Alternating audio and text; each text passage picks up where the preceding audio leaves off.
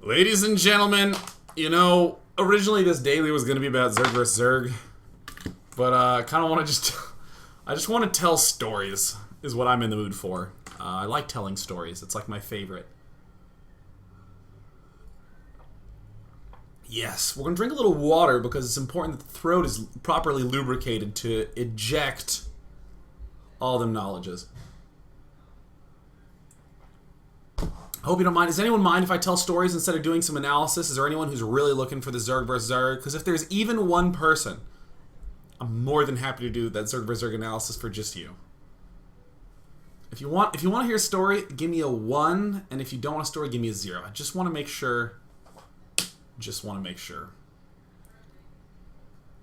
Substantial amount of 1s. Okay. Well, once upon a time, I went to a wonderful institution known as Harvey Mudd College. Harvey Mudd College was the greatest. Actually, as far as I'm concerned, let me just be serious for a moment. Harvey Mudd College, in my eyes, is the greatest undergraduate educational institution in the United States. Screw that. The world. You will never go to a more awesome school than Harvey Mudd and get a better education than what you get at Harvey Mudd. They have my full endorsement. You should apply there. You should apply there, you high school student who uses secret agents to communicate. Stop talking to Biffy. So, at Harvey Mudd College, there I was, stepping into the world. I had had some relationships, and some had gone awry. I was a junior in college, and a funny thing happened. A funny thing. An odd thing. A sensation that my body had never felt before. I woke up one day, and I said to myself, I don't have a crush on anybody.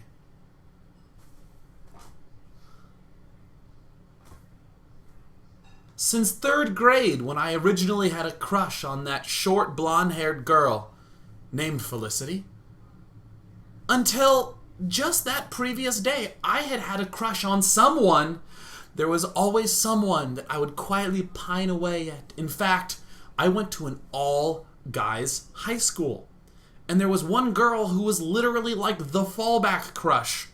Anytime something didn't work out with a girl I was pursuing, I'd be like, oh, it didn't work. Well, I'll just go back to liking her. I would like she was always my mental silver medal. And there I was in college, and I didn't like anyone. Suddenly, my life became awesome. Suddenly, when I would sit down at my computer, I would just play video games. Suddenly, when I got back to my room, I would be like, oh, I'm going to go to a movie. And then you know what I would do? I would go to that movie. Oh, unbelievable. Yes. And my life just straight skyrocketed. Awesome. I'm not saying dating's bad. I'm not saying relationships are bad for you. I think that having healthy crushes are fine, and having healthy relationships are great. But you know what sucks is when you're sitting pining being a passive idiot and not doing anything about it, and sitting there just at home, you're like, let me refresh Facebook again. Let me go try to see if she's messaged me again. Let me constantly check Skype list and AIM list and all that stuff. So, very common, normal, regular thing to do in a college is to go get meals with people. Great. So I remember there was this one girl I was in class with, and we occasionally went and got food and hung out and stuff, and at one point she was like, hey, you owe me a dinner. Like, she says to me, like, sometime in, like, January, I don't remember, it was the start of the semester, and she's like, you owe me a dinner, and I was like, yeah, okay, and I kept putting it off, and then the weekend was coming up, and I was like, dude, I'm gonna go to my favorite Italian restaurant. It's in the village. It's called Aruffo's. Amazing food. I love Aruffo's. And I remember saying to her, like, well, do you want to just, like, go to...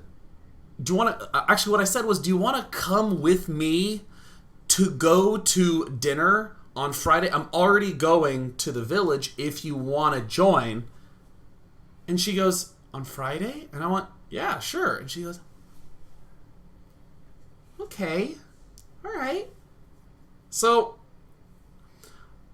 I'm going home, and it was one of these things where I had actually like stayed up all night, like the night before, to do some project, some work. It was Friday. I was just tired. So I remember, like, I got home at, like, 1 or 2, and you know, she called me. She's like, hey, when are you picking me up? And I was like, I don't know, 7 or something like that. She's like, did you make a reservation? I'm like, no, I'll do it. And I, like, made the reservation. And I remember talking to her, and I wasn't even... She started saying stuff, and I will never know what she said, ever, because I was playing Minesweeper. I was really serious about Minesweeper for a time. I know some of you maybe don't do it with Minesweeper. Maybe you just have /r/all open, and you're like, well, these links are blue, and that's bullshit. So you just open all of them up, and you're like, yeah. And you're just like, oh my god, did that penguin get in a biking accident? How did it even ride a bicycle with those flippers? Poor thing. And you're not, and just there's a noise happening. It's like a fan just going, and you're like, well, yeah, fans don't say things, so you just click, click, click. That's what I was doing, but it was with Minesweeper, and I was really frustrated because I just couldn't get under 30 seconds on intermediate. I just couldn't. You're noticing that this is a thinly veiled brag, but this is pertinent to the story, man. I could sweep the shit out of those mines, man. I played so much Minesweeper in college that, like, when I'd lie down and close my eyes at night, I would be sweeping just like in my head. I like couldn't turn it off, and there I was, and I'm listening to her, and I was getting like 35, and I was like, damn it, and I'm like going by like 38, I'm like, god. And she's saying something like, yeah, all right, yeah, and then I just got off the phone, I went to bed, and like woke up. I woke up at like, I don't know, 6:45, and I was like, oh crap. Oh god, I didn't do laundry. Oh my god. So I go to put on a shirt, and I don't have any clean clothes. So the only thing that I have is this really nice button-up shirt that, you know, it's kind of, it's one of those button-up shirts that's not actually cut near the waist properly to where you can wear it casually. You actually like have to tuck it in. So I'm like, all right, I just like put that on, and I was like, well, I guess this is fine. You know, these are some nice jeans. I'll put these on. And then I went to get the deodorant. And does this ever happen to you that you like go to put on the deodorant and it just crumbles? It crumbles like a vampire that's been exposed to sunlight, and it just like, crumbles out. And I'm like, oh my god, I don't have any deodorant anymore. And I tried to do the thing where you pick up the chunks and you try to like solve the puzzle of what the deodorant used to be. And you like you pat it in there, and then you hold it and you do that so slowly. It's like diffusing a bomb. You like any wrong step and it'll like fold, and you'll get poked by that hard deodorant like thing, that claw, that raptor talon that is on top, that hides beneath the last remaining bit of deodorant. So I'm just like doing that, and I'm hairy, so like my hairs are like coarse steel wool and they're resisting, but it pushes it all off, and I'm like, god. So I like here, this part, not like the full armpit, but just like there, that's the only deodorized segment of my body. So I'm like, well, I don't want to smell bad, so I'm just gonna use this cologne. And I'll spray a little here and spray a little there because I'm a dumb young kid. For the record, if you want to put on cologne, spray it in front of you and walk through it, fellas. Or ladies, if you like wearing cologne. You walk through it. You don't apply it directly to armpit. So I kind of, you know, did one of these things where I just kind of like rubbed it. And I was like, all right, well, whatever. So I leave, and I'm like, oh, I'm wearing this nice thing. And I smell good. And then I turn the corner, and she went to Scripps, which is the all-girls school. It's like right next to Harvey Mutt. And I remember turning the corner, and to walk to her front door to get her you have to walk through a rose garden. I'm not making this up. Just look at the Scripps Rose Garden. There's probably photos. But I like turn and I like see her there, and she's already waiting. And she's not just like looking around, you know, like she's not like on her phone or something like that. She's holding her bag like this, just staring up the path. And I'm like, oh my God. And then I see it. I see the key moment. If you've heard this story before, you know what this is. I look at her, and she's wearing a scarf. Now, a lot of you are making a big deal of this, but a scarf is a real dumb thing to wear if you live in Southern California where it's 75 degrees always. And she has a scarf on, and then I realize that like everything matches, and I'm like, oh shit, she thinks it's a date. And then I realize that it's the 14th, it's Valentine's Day, and I'm like, oh my God, what am I doing? And I'm standing on this pathway with roses around me while she's like sitting there like, hey, Sean. I'm like, don't you use that tone with me. Say hello, Sean. So I'm like, hi, Felicity. Just like trying to be like as frustrated and angry as possible. And she goes to give me a hug, and she like, her arms go out like this, and she like starts curling in like this, and I can tell she's gonna like scoop my head in to one of those like death clutches. So I'm like trying to set my hands on her shoulder and like turn my shoulder into her throat to make it as uncomfortable of a hug as possible. Like I'm some, you know, some Tyrannosaurus Rex with a bad knee. I'm just like clawing into her. And then we have to go walk. It's like a 15-minute walk. I don't own a car then, so we just walk down to the village. It's like, oh, how's your day? And I'm like, well, I played Minesweeper and slept. And she keeps referencing the story that she was on the phone with me about, so I keep like, oh, that was great. And then when we get to the restaurant, every human I had ever known in my entire college life are all on their dates with their girlfriends and boyfriends, all at a Rufo's, and they're all those couples that, like, you know, are in a relationship on Facebook, and they still post on each other's walls, like, I love you, happy Valentine's Day, and they, like, hold hands everywhere, like, even at like, lunch and dinner, they don't even, like, remove one hand to cut steak, like, the other one hands come in, they're just like, I love you so much. Those are the couples that existed everywhere at Harvey Mudd. Everyone knew about them, but none of them knew about me and Felicity. So as I like go in there, everyone immediately just was like, like it was like a comedy like coordination. It was like all the heads turning, and I'm like, fucking no, this is not what it looks like. I'm just accidentally here at dinner. I'm just accidentally at a Rufo's Italian cafe with everyone in the universe staring at me, and people are like, oh, hey, Sean. Hey, Felicity. And Felicity's like, hey, Greg. Hey, Cassie. And I'm like, fucking shut up. And I don't know if you've been to Italian restaurants. In LA, there's a lot of really nice, homey Italian restaurants, and the way that they set it up is that, like, your table is here, and then the next table is, like, right there. Like, I'm here, and a stranger is, like, here. Like, I can hear every conversation, like, 3 tables down, because they're within 12 inches of my head. So I'm, like, sitting here, shoulder to shoulder, with, like, Greg here. I was very close to saying his full name, but Greg from Harvey Mudd, who I did math homework with, who's amazing. Greg's, like, sitting literally right there.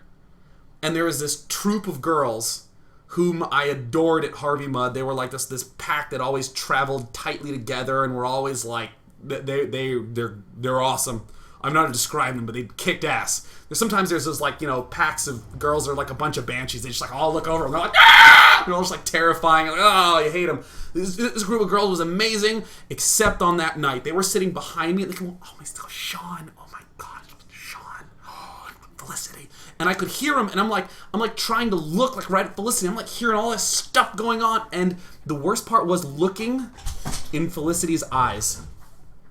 Looking in Felicity's eyes like this. Look, this is the eye contact Okay, pretend I'm Felicity. Pretend I'm a girl.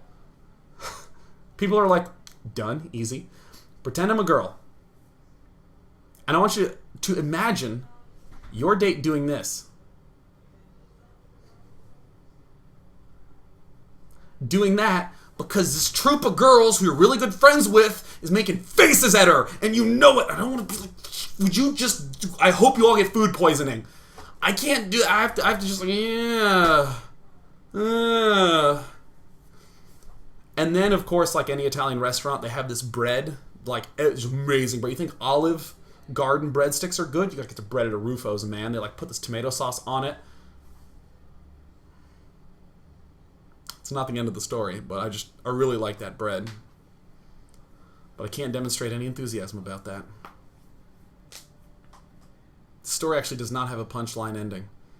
It ended, and I paid for it, because she didn't even make an attempt to go for her purse.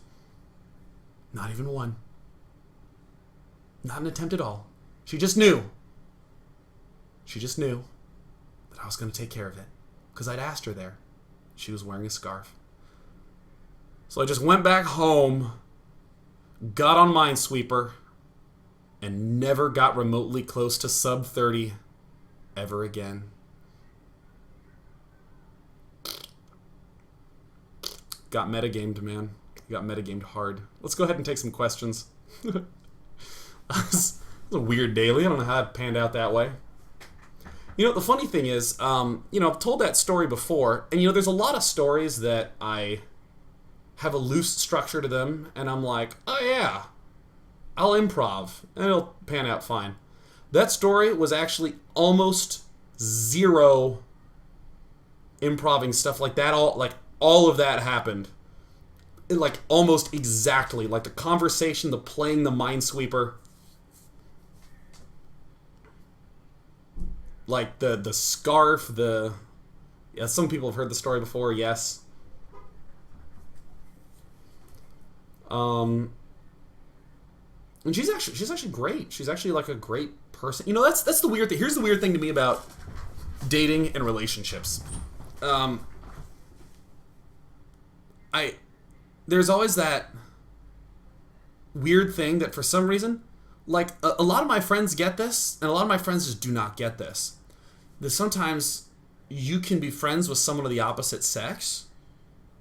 You're just not that interested in dating. And you just really enjoy being friends, and you've never had any urge to date. You've never considered it and decided not to. It's just the thoughts never occurred. And there you go. But why don't you want to date, you know, so-and-so? I'm like, I don't know. It's just like, you know, it's like bowling. I think bowling's great. I just don't really want to go bowling. So she was like bowling.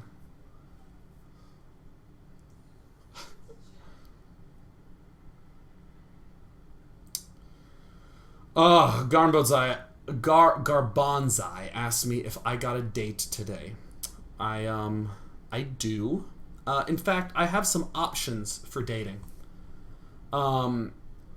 Given that on the mission I'm at, I can choose Warlock, Barbarian, or Necromancer. I'm tempted to choose Barbarian because it's a small map, and they have really good pathfinding, and the terrain's sort of difficult, so I think I might do that. But, I mean, the thing about Warlocks is that you can actually skip past all the mid-tech and just get the dragons, because they're just so good. Let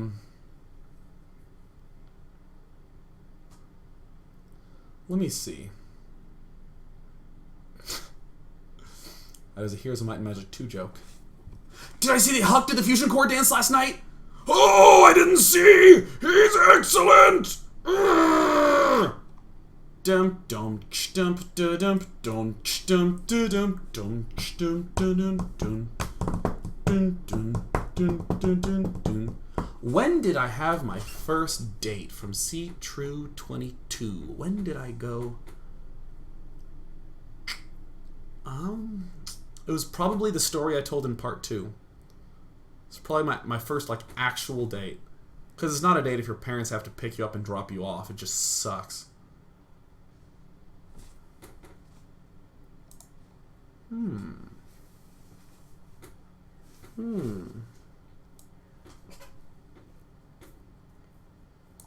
Cowboy 2001, day 9. How do you feel about your brother breaking the longest game cast record? I heard about that. I really want to see that game. Wow. Oh my god, Meowzax asking the correct question. What pets have I had? I had a parakeet named Michael. Oh my god, I love Michael so much. I just had a parakeet named Jordan that was a fucking asshole. I hated Jordan. Jordan eventually died, and when I got home, I was like, nice. I had like no feeling. I was just like, what a terrible bird. But Michael was awesome. Oh, I just Googled Michael. I meant to Google parakeet.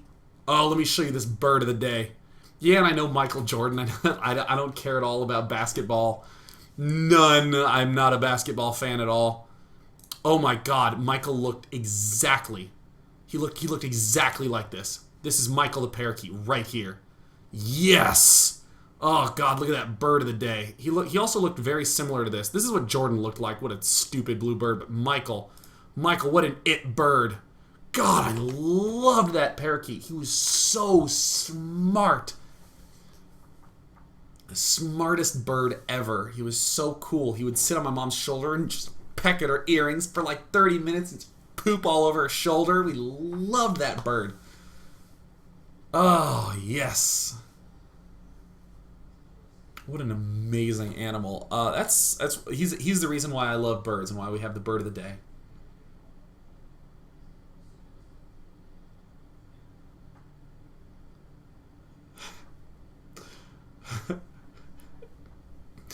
Virion asked me why I display so many sociopathic tendencies.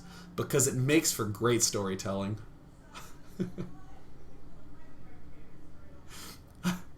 I like the idea that I'm not only crazy enough, but also can exert enough influence around the reality around me to where I can actually have real change.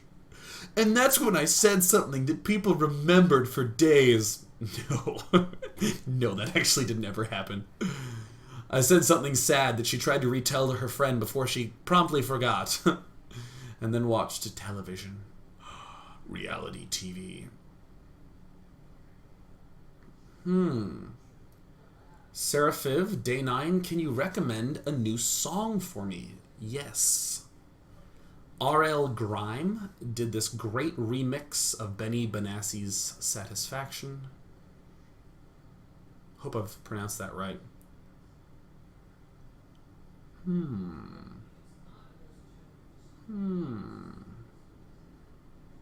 What do... from Squirt -1.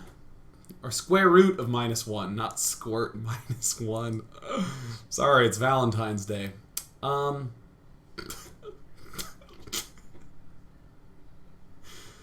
of my roommates work on independent games. Actually 3, and one of them is an EMT. And he has really funny stories where he'll go because there's a 911 call and someone will be like, my finger, it's been cut off, and they're freaking out. And my roommate's like, it's just a finger. Relax. Let's go ahead and take 2 or 3 more. Day 9, are there any RPGs you can enjoy or recommend, like Dragon Age, Baldur's Gate, or KOTOR? Strongly recommend Fallout 1 and 2, but I think most significantly of all, I would emphasize Chrono Trigger, if you have never played it. Chrono Trigger! Chrono Trigger!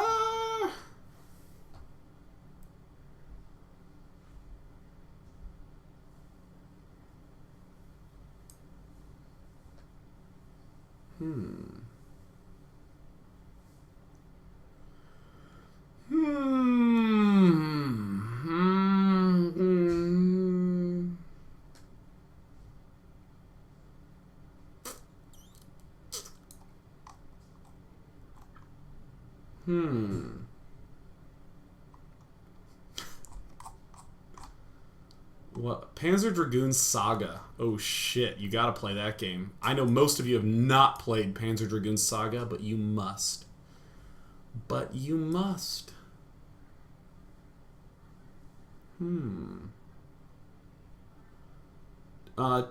TSCH Joe says, Dana, are you telling me I should just go up to my crush and talk to her and tell her I like her? Yes.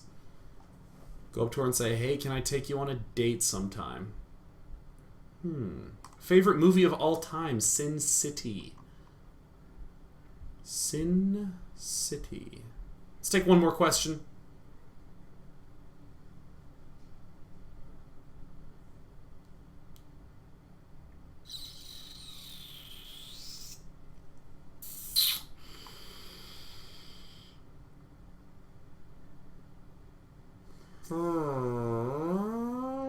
When has being direct with a girl failed miserably? Never. It never fails. Because either you get to go on a date, or you get to go home and play video games without any distraction in your mind. And my favorite movie of 2012 was Looper by a significant margin.